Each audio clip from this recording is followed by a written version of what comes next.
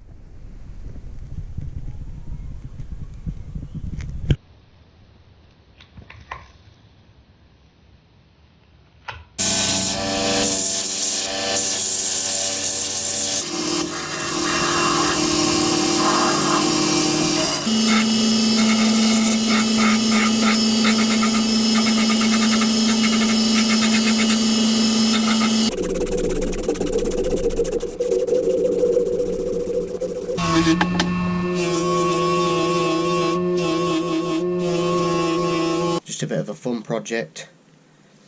Carbon fibre blade. Looks real nice, sort of like a Damascus style pattern, but with the carbon fibres. It's a Bog Oak wood what I used. Stainless steel pins and lanyard tube, and then red fibre liners, just to give it that separate contrast. The wood was darker to start off with, it's lightened up a bit now. If you want to see more projects like this, let me know in the comments, and if you aren't already, check out my Facebook page, my Instagram page, and if you want to support more of these videos, I've also got a Patreon.